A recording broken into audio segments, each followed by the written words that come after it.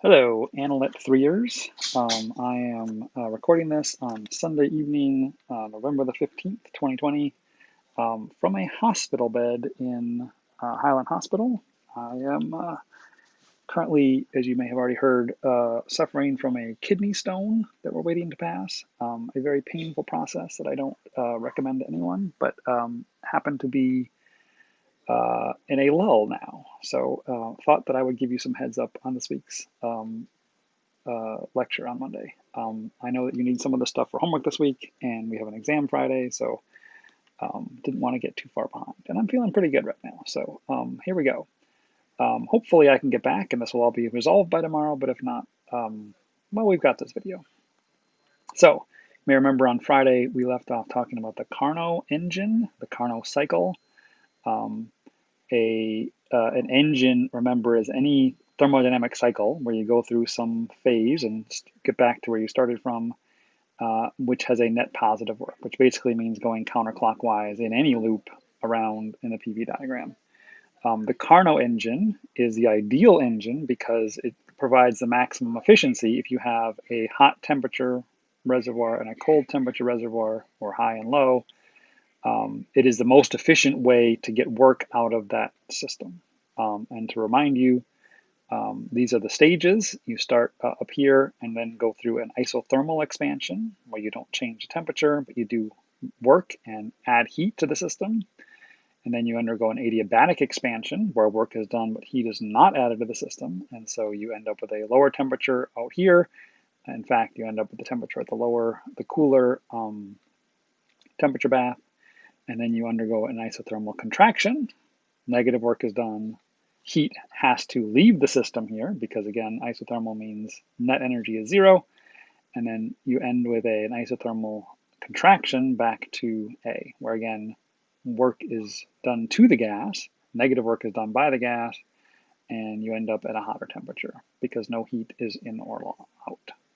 And to remind you, we did some quick math with that. Again, for the full cycle, A to B to C to D and back to A, delta E is a state variable. So the total change in internal energy has to be zero over this whole thing. And so we know that over the whole cycle, all four stages, the total heat into the system has to be equal to the total work done by the system. This is all stuff we did last time. I'm just reminding you where we got to at the end of class. We know that Q is, so we're going to use this actually to make some calculations. We know that no Q is zero for stage 3 and for for 2 and 4. It's positive for stage 1 and it's negative for stage 3. So the work is equal to the Q tote, and the Q tote is just how much heat energy you add in the at the hot stage 1, minus the absolute value of the heat that you subtract from stage 3. And that has to be equal to the total work also. And we also took advantage of the fact that we know that the total entropy is zero, and the fact that we have this rather simple formula for entropy. We know that since dq is zero, so delta S has to be zero over the whole cycle as well because entropy is a state variable.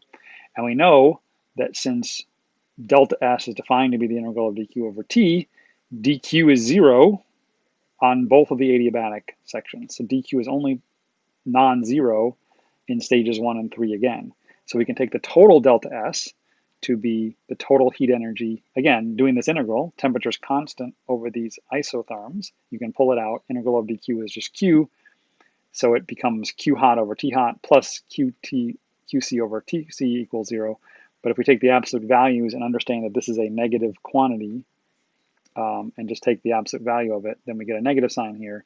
And we know that has to equal 0. And we got this result at the very end of class where we now not only know we can determine how much heat is added in the hot stage and how much heat is removed in the cold stage, just by the ratio of the temperatures. Okay, so all that begs the question now, what actually is the efficiency of this engine? So I'm going to test my Mathematica. I'm actually writing this in Mathematica, and let's see how fast and efficiently I can write these notes out, because I don't have my smartboard, sadly. So here we go. So efficiency, what is the efficiency of this engine?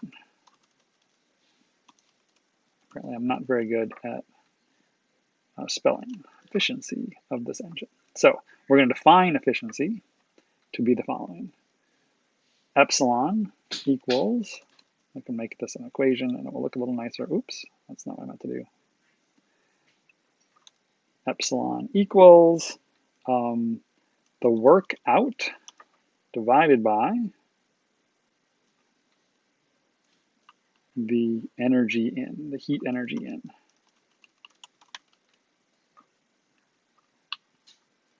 So this is just the total work, or the absolute value of the total work, divided by, and this is where it gets a little bit confusing, but bear with me, divided by the absolute value of Q hot, even though that will be a positive number. You don't really have to do that, but since we're putting absolute values on everything, let's go ahead and do it. Now, be careful. You will be tempted to, so this is the total work done by the system. Again, the total work is the total integral under this curve. We've calculated it to be QH minus QC. That the heat energy in is not both QH and QC, right? It is only QH. It's only the heat that we've actually added to the system. It does not, you can't subtract the heat that you've lost from the system. And that's because this is an engine for turning heat energy into work energy. And the energy that's dumped into the cold reservoir is lost to the system. You cannot, without doing work, add that back to the hot reservoir. So this is really turning this hot energy that you've added into work. And so that is, you'll be tempted to write a minus QC on the bottom, but don't, because it's wrong. Because if you do, they're going to be exactly the same, and you're going to get 1 every time. So if you happen to make that mistake, you'll get an efficiency of 1, and if you do that, you'll hopefully know what you've done. Okay, so we know that the work is just QH minus QC, so we can plug this in, and we get, let's see if I can do this efficiently. We know that the work is actually this, so I can copy this and paste it here. And this is actually just 1 minus, if you do the math with me, QC over QH, with not 2 absolute value signs. And since we know that QC over TH is equal to QC over TC, this has to also be equal to TC, 1 minus T sub C divided by T sub H. So we can get the efficiency of an ideal Carnot engine by taking the ratio 1 minus the ratio of the temperature of the cold bath to the temperature of the hot bath. So you can see it's impossible to get a perfect engine unless you have TH of infinity or TC of 0, which will never happen. And so it's always going to be a little bit less than 1, depending on, and the further apart in temperature you make these two baths, the more efficient your engine can be.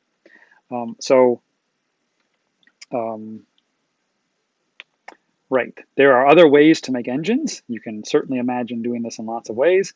They will have different efficiencies. You're going to be experimenting with some of those on the homework for this week and calculating those efficiencies.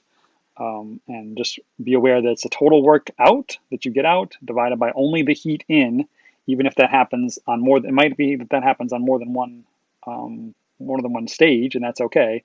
It's all of the places where you have positive Q into the system that you have to add up on the bottom here. Okay, great. So that's the end of our engines section. You'll have some fun with that on the homework. Let's go back to entropy now.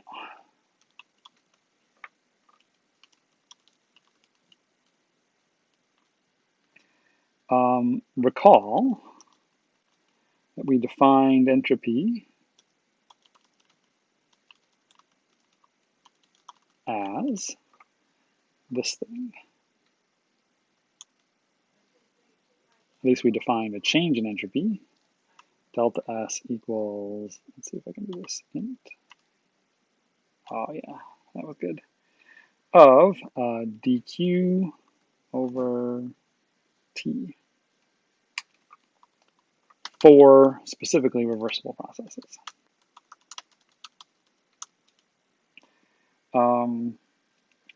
Let's do an example. We have already seen a place where it's useful in the Carnot cycle, but let's do a thermodynamic process and calculate that delta S and see what we get. For example, an isothermal expansion.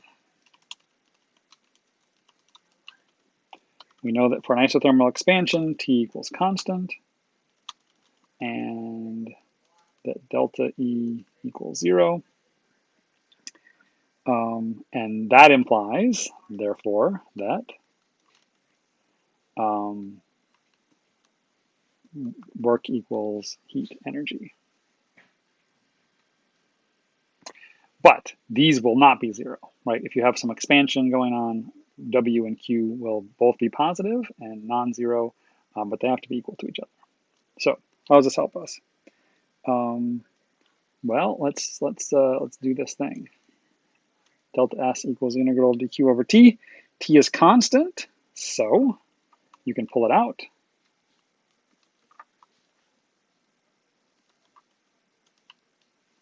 Integral of dq. A nice thing about the integral of dq is it's just q. And again, q isn't really even a state variable, so saying integrating from initial position to the final position just gives you the total heat into the system over that expansion. So you can just call this q over t.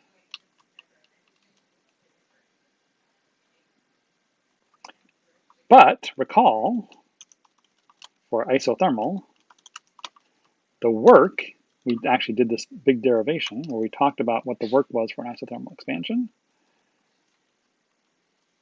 And you might remember that it is N times R times T times the log of the V final divided by the V initial.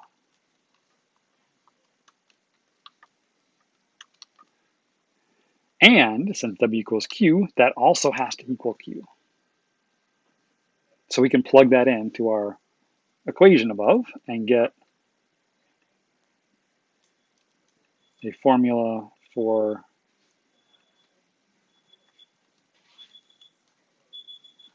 one over T times this thing. And the T's actually go away, which is kind of nice. This is just N times R times the log of VF over VI. Independent of temperature, interestingly. It only depends on the number of moles and the actual ratio of the final to initial volume for your isothermal expansion, if you want to calculate a delta S. If you want to do this calculation, say for N equals 1 mole,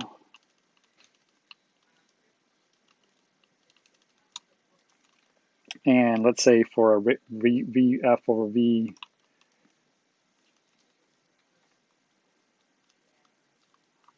let's say we've doubled in size, equals 2. Plug that in. 1, R is 8.31. Log of 2, you get delta S equals, if I've done my math right, 5.76 joules per Kelvin. Has to be how much entropy has changed for that particular expansion. Okay, this is not a closed system. What do I mean by that? Oh, that was a bad thing. I don't know how I underline that. This is not a closed system. Why not? We haven't really defined a closed system, but let me do it now. A closed system is defined to be a system where Q equals 0. So for a closed system, Q must equal 0 for a closed system, right? You can't have any heat into or out because that makes it not a closed system. If you have a closed system, you have perfectly insulated it and you're not allowing it to do any heat to be lost or gained by the system during the thing. So, but remember what I wrote down before, the delta S has to be greater than or equal to 0. that is true for a closed system.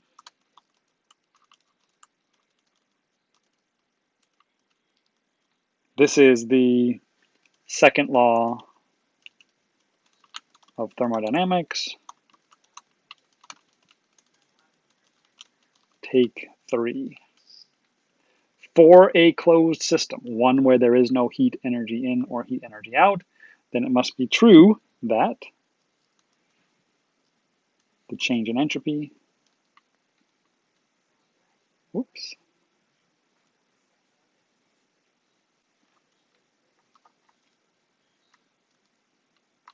must be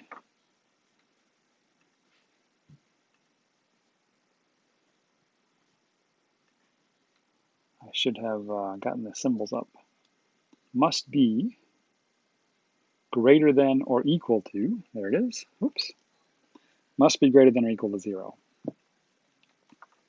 for a closed system.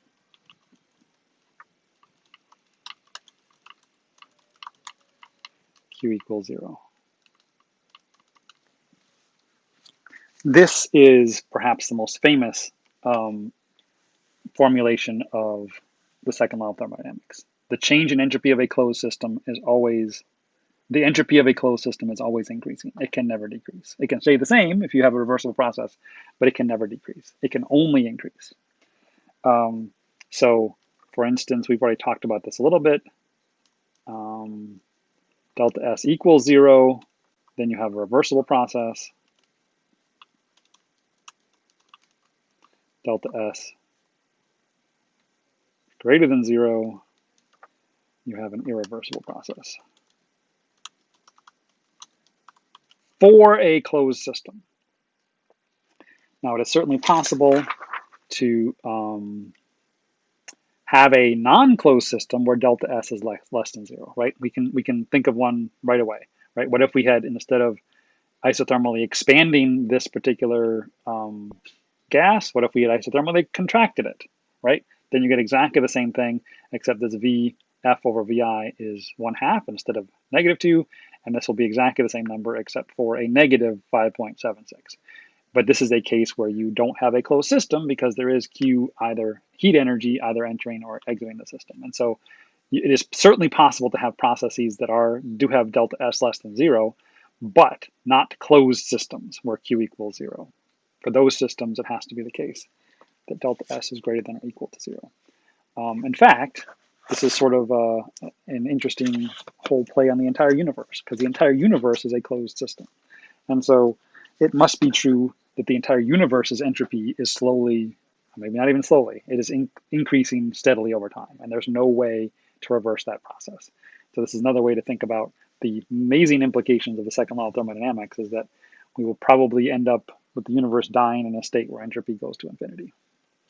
So that's your depressing thought for the day. Okay, so we've seen this entropy, and we've seen how it can be useful in making some certain calculations, and we've seen how it changes potentially over some certain thermodynamic processes. But what the heck is it? What is this thing that we call entropy?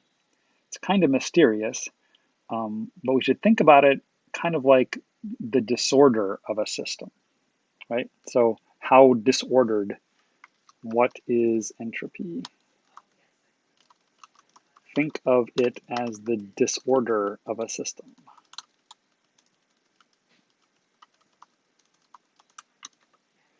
So I have a little illustration down here.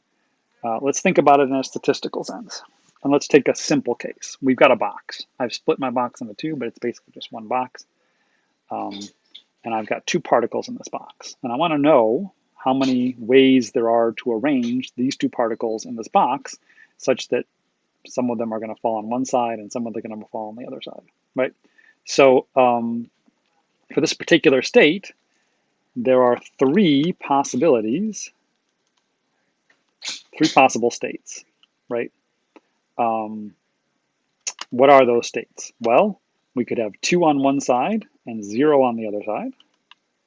We could have 1 on each side, or we could have 0 on the left and 2 on the right. Those are the three possible states that these two particles could be in at any given time in this box. I should say 0 dash 2 to make it all symmetric. So you got 3 states. Are they all equally probable? Is it equally likely that you're going to get a 2, 0 or a 1, 1 and then 0, 2? It turns out that it is not equally probable to have all 3 of these states. Why not? Let's think about this. We need to count statistically the number of ways to choose particles in each state. So for this particular case, we're not interested in which particle is which, but in the microscopic sense, we need to keep track of and think about which particle is which. And so I can think of 4 ways to rearrange these if I'm keeping track of particles. I can have both the red and the blue on the left. I can have the red on the left and the blue on the right. I can have the blue on the, whoa, that's not what I wanted to do.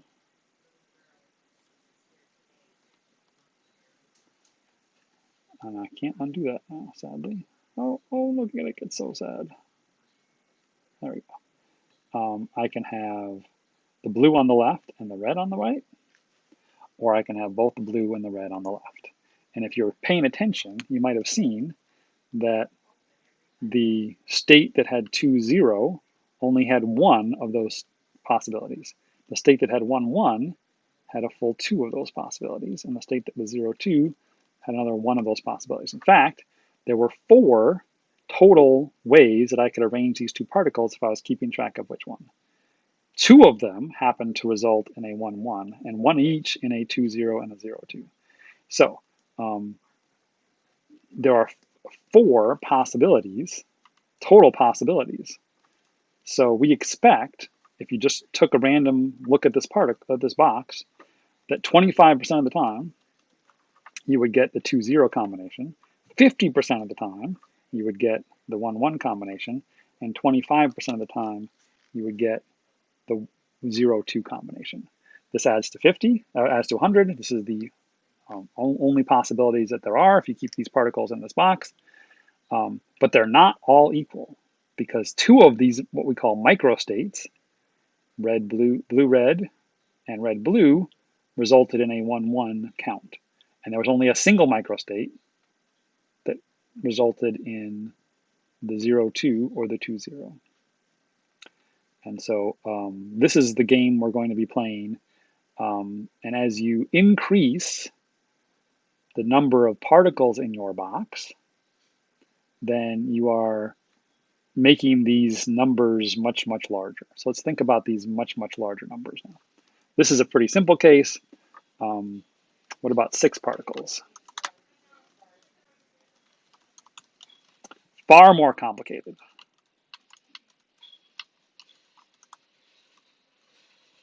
So it turns out there are 7 possible outcomes now of which side these 6 particles could be on. You could have all 6 on one and 0 on the other. You could have 5 on one, 5 on the left and 1 on the right. You could have 4 on the left and 2 on the right. You could have equal 3 and 3. You could have 2 and 4. You could have 1 and 5, or you could have 0 and 6. So this is going to be more complicated. I'm not going to put 6 balls in here and show you all of these states because there's a lot of them. But we need some way to calculate how many states there are. So let's define the multiplicity of a system. And sadly, the symbol that physicists have come up with to use for multiplicity is W. This does not work. I'll write that in a second. But the multiplicity of a system is capital N factorial divided by N1 factorial for a 2-state system times N2 factorial. Okay, let's define these things. This is, I'm gonna actually put it here. This is not work. This is multiplicity. So let's define these things. N is the total number of particles.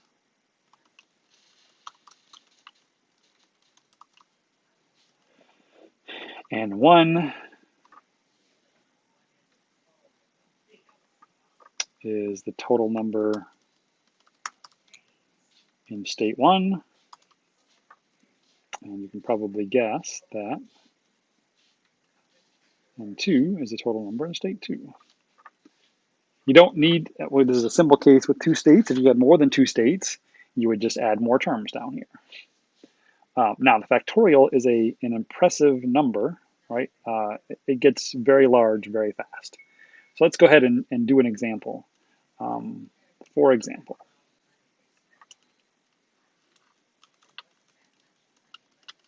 3, 3. We know that n equals 6. We know that n1, why does it keep doing that? Equals 3, and we know that n2 equals 3 also.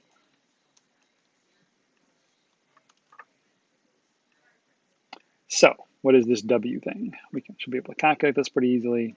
W equals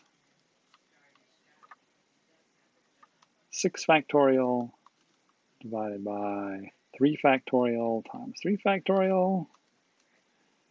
6 factorial. I can actually calculate this. Well, I'm not. You can do it yourself. Actually, let me do this. I'm gonna define a function. Let's find this w. I'm gonna define it as n. I'll explain what I'm doing in a second. So big N is going to be my total number of particles, and little n is going to be the total number of particles in state 1. And I can calculate the total number of particles in state 2 by just taking big N minus little n. So this is going to be defined to be big N factorial divided by little n factorial times big N minus little n factorial. And this is going to be a problem because n is a defined symbol in Mathematica. So I'm going to have to call this nn, but that's just big N. So I can say, what is w of 6 comma 3? Actually, let me just do this out to begin with. What's 6 factorial?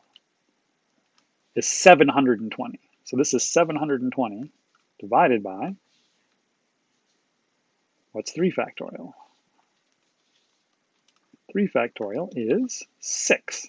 So this is 6 times 6. 720, 6 times 6 is 36. 720 divided by 36 is, wait for it, 20. So what does that tell us? It tells us that of the total number of microstates possible, if I had 6 of these balls, a full 20 of them would include 3 on one side and 3 on the other. Great. So let's fill in the rest of this table. You can do it yourself if you want to. Here's the full table. And we've got state and W. Let's just put these in. So our state is 0, 6. You can do this, W is 1. There's only a single microstate, as you probably guessed. For 1, 5, you can probably guess this one too. There are 6 microstates, one of each of the 6 balls in the left-hand side. 2-4 gets a little more complicated, but you're at 15. 3-3 we just did, that's 20. And then 4-2 has to be the same as 2-4, and it's symmetric going down. 5-1 is symmetric with 1-5, that's 6 microstates. And finally we have 6-0 with a single other microstate. If you add up all of those microstates, add up all those numbers, you get 64 possible combinations of microstates. So, what are the odds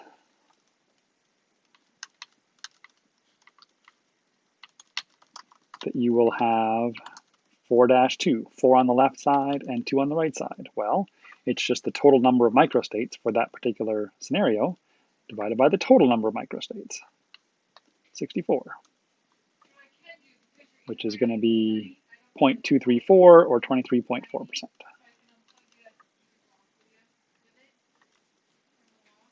How about 3, 3? We expect that to be a little bit higher. In fact, it's 20 over 60. I don't know why it keeps bumping me up.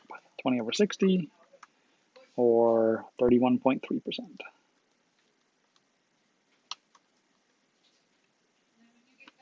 Zero dash 6, obviously much rarer. This should be 64, not 60. The number should be right though. This is a single microstate. Only 1 in 64 will have 0, 6.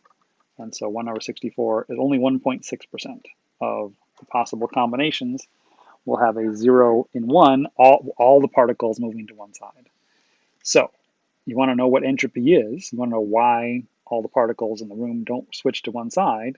Even if there are only 6 of them, only 1.6% of the time would all of them be on one side of the room as opposed to the other side of the room. Because there just aren't that many microstates that get you to there. So here's a basic assumption of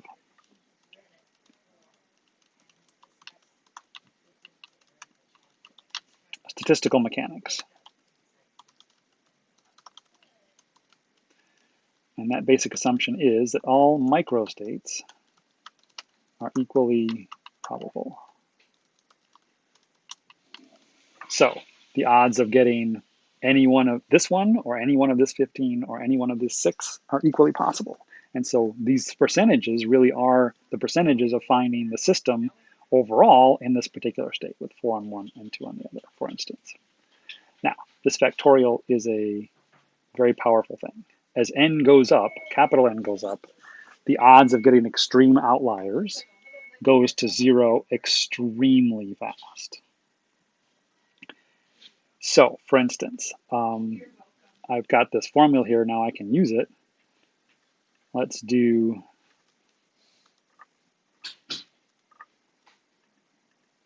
W of 6, 3. We've already done this one. This should be giving us our 3, 3 state. A 6 total, 3 on one side, should give us 20 total microstates, right? What is the W of, what if we had 10 particles? How many microstates are there in getting 5 on one side and 5 on the other side? 252 microstates just associated with that one. And remember, there's a single microstate associated with 0 particles on one side and all 10 of them happening on the other side. And this is just one of them, right? We would have to add up 1 through 10 to get all of the microstates here. So this gets very large very fast. What is W of 100? If you had 100 particles, what are the odds? Microstates associated with having 50 on each side. Holy cow, that gets large fast. Extremely fast. How about W of 1,500? Wow. I hope you get the idea. If you have 1,000 particles in your box, these is the number of microstates associated with having 500 on each side. And the odds of having 499 on each side is not much smaller. And the odds of having 300 is much smaller. And the odds of having 200, this may seem like a large number, but it is many, many, many, many orders of magnitude smaller than the odds of having 500 on both sides. And so you're going to get a nice Bell distribution of where these particles are, but the odds of you getting a number that's well away from the mean, goes to 0 almost immediately. And again, this seems like a large number, but this is a tiny number of microstates compared to the 500. And if you get down to 20, forget about it. Again, a large number, but so much fewer than you had before. And obviously 0 is going to be a single microstate where all 1,000 of those are on one side and none of them are on the other side. And now you have to add up all of the other microstates from 0 to 1,000 to get divide this number by that. In fact, we could do this. Well, I'm not going to, but it goes crazy. And that's just 1,000 particles. Imagine if you had a mole of particles, 10 to the 23. Mathematics can't even handle that stuff. It's crazy. So this entropy is what prevents all the particles in a room from going from one side to the other. There just aren't any microstates where that's possible. I mean, they exist, but you would have to wait far longer than the age of the universe to encounter the one time out of, again, for 10 to the 23 particles, it's going to be a number that's, you know, astronomical, doesn't even do it justice. Mathematica couldn't even handle that number. Okay, so how does this relate to entropy?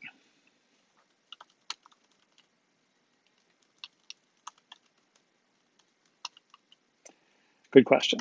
Boltzmann, our friend who has the constant named after him, showed that, and this is the real kicker, S, entropy, equals K, Boltzmann constant, times the log of W. And W is not the number of microstates. Sorry, it is the number of microstates. It is not the work. W is multiplicity. This is, in fact, engraved on Boltzmann's tombstone. It was that important a discovery. This is not a delta S. This is actually telling us what S is. S, in some fundamental way, is related to the multiplicity of that system. It is the disorder of that system. The more states there are, the higher the W, the higher the entropy is. So remember when we were talking about irreversible processes, I don't think I mentioned it this time, but I meant to imagine crashing an airplane, right? That is clearly something that is not a reversible process. You crash your airplane, it is not going to go back to a working airplane without a lot of work. So there are an enormous number of ways to arrange the molecules in an airplane, and very, very few of them will result in one that can fly. So the states associated with arranging those molecules in a way that it can fly is a very low state. It takes a lot of energy into the system to build an airplane from scratch. And if you crash it, you're going to end up in one of those other multiplicity states where the airplane is no longer capable of flying. Okay, so I think that's all I need to cover. I have one more cool video to show you, but I think that can wait until Wednesday. Hopefully I'm back Wednesday. And this actually wraps up this deserves a box if you're keeping it along in your notes. This is a very important equation. Ends our section on thermodynamics. So we will move on Wednesday on to Thornton and Rex. This is also the last of the stuff you need for the homework this week, and it's the last of the stuff that will be on the exam. So we'll start into Thornton and Rex.